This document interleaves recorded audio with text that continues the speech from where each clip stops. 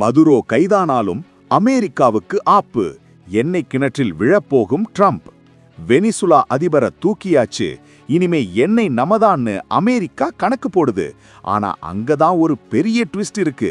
உலகத்திலேயே அதிகப்படியான எண்ணெய் வளம் இருக்கிற நாடு வெனிசுலா. அங்க ட்ரம்ப் ஆதரவோட ஆட்சி மாற்றம் நடந்தா பெட்ரோல் விலை குறையும்னு எல்லாரும் நினைக்கிறாங்க. ஆனா உண்மை என்ன தெரியுமா? மதுரோவை பிடிச்சதுனால மட்டும் ஒன்னும் நடக்காது.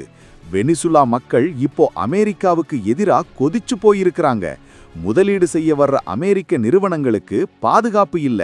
மக்கள் கற்களை வீசுவாங்க, கொரில்லா குழுக்கள் துப்பாக்கியோட நிப்பாங்கன்னு பயந்து பெரிய நிறுவனங்கள் இப்போ ஜகா வாங்குறாங்க. யோசிச்சு பாருங்க, ஈராக்ல லிபியால இதே மாதிரி பண்ணி அமெரிக்காவுக்கு லாபம் கிடைச்சதா? இல்லவே இல்ல. அதே தப்ப இப்போ வெனிசுலாவுல செய்ய போறாங்க. வெனிசுலாவோட எண்ணெய் உற்பத்தி இப்போ வெறும் 1% தான். இதை தூக்கி நிறுத்த 5 வருஷமாகும். அதுக்குள்ள அங்க இருக்கிற ஆயுதம் தாங்கிய குழுக்கள் அமெரிக்காவை சும்மா விடுமா? மதுரோவை கடத்தினது வேணும்னா சுலபமாயிருக்கலாம். ஆனா வெனிசுலா மண்ணை ஜெயிக்கிறது அமெரிக்காவுக்கு ஒரு எட்டாக்கனி தான்.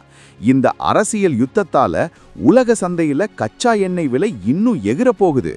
அமெரிக்காவோட இந்த ஆதிக்கம் அடுத்த உலகப் போருக்கு வித்திடுமான்னு தான் எல்லாரும் பயப்படுறாங்க. அமெரிக்கா பண்றது சரியா தப்பா? கமெண்ட்ல சொல்லுங்க. மறக்காம லைக் பண்ணிட்டு ஷேர் பண்ணுங்க. இது நம்ம தமிழ் ட்ரெண்ட் சென்ட்ரல்.